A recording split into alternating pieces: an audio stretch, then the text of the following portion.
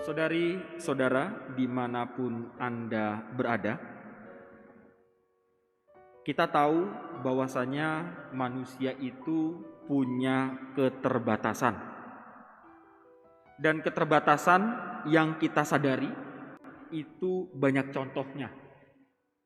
Misalnya keterbatasan dalam memahami ilmu pengetahuan, di dalam hal waktu, di dalam kesempatan yang ingin diraih, dan juga bahkan tidak selamanya manusia itu disebut selamanya hebat.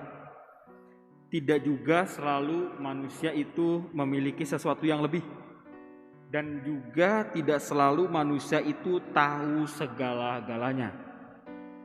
Dari keterbatasan yang dimiliki oleh setiap manusia, tentu keterbatasan ini juga sebenarnya dialami dan juga dirasakan oleh Nikodemus.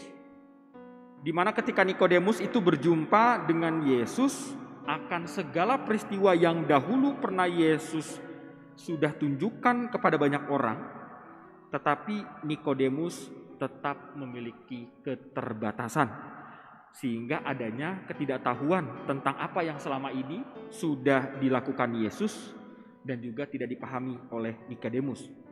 Sekalipun Nikodemus itu disebut sebagai pengajar Israel, sekalipun Nikodemus itu pengajar Israel, tetapi dia juga sampai tidak mengerti akan apa yang dimaksud oleh Yesus dalam perjumpaannya kali itu.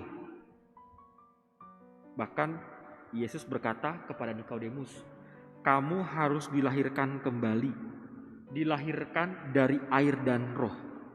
Sehingga pada saat itu ketika Nikodemus bercakap-cakap dengan Yesus, akhirnya Nikodemus berkata, "Bagaimana mungkin hal itu bisa terjadi?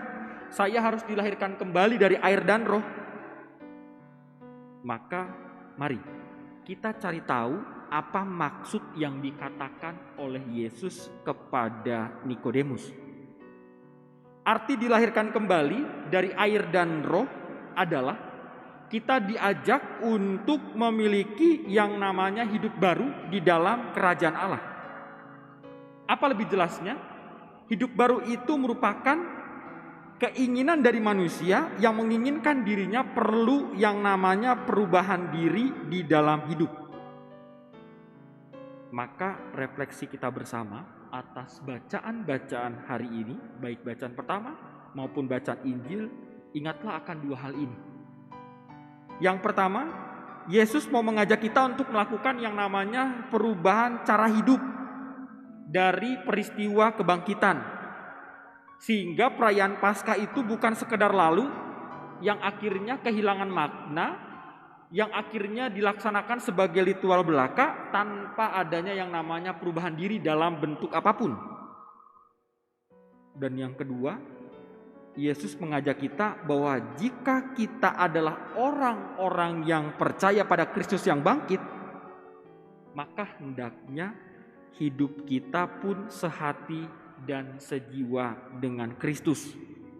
Apa artinya sehati dan sejiwa? Artinya kita diajak untuk ikut serta dalam cara hidup Yesus untuk memperoleh yang namanya kasih karunia yang sungguh-sungguh berlimpah. Jika intensi sore hari ini secara khusus kita berdoa bagi orang sakit, mari kita doakan mereka agar mereka sampai kepada keyakinan bahwasanya di dalam Kristus banyak sekali karunia-karunia yang menyembuhkan mereka dari pengalaman sakitnya, dan juga banyak karunia-karunia yang kita peroleh karena kita semakin percaya atas peristiwa pengalaman kebangkitannya bagi kita manusia yang berdosa ini. Tuhan memberkati.